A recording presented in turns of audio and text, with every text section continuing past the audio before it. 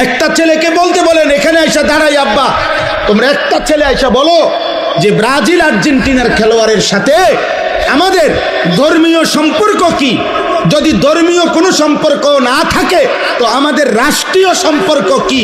বাংলাদেশের অর্থনীতি, সামাজিক, বাংলাদেশের উন্নতি, প্রগতি, আধুনিকতার জন্য শুধু মাতৃভূমির মায়াও যদি থাকে, একটা নাফরমান বল এটা এখানে দাঁড়ায়া আর্জেন্টিনার ব্রাজিলের খেলোয়াড়ের সাথে আমাদের বাংলাদেশের উন্নতির কি সম্পর্ক বল?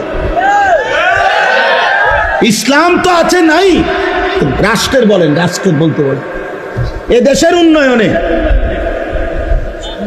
কথা বলেন না, আমাদের সাথে ওদের কি কি লেনদেন বলেন আঙ্কেল, বলো না আব্বা।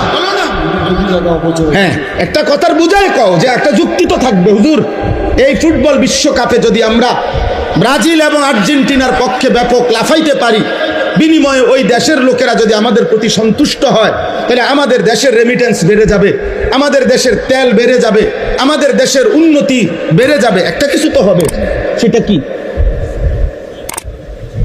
বলো না আব্বা, বলো।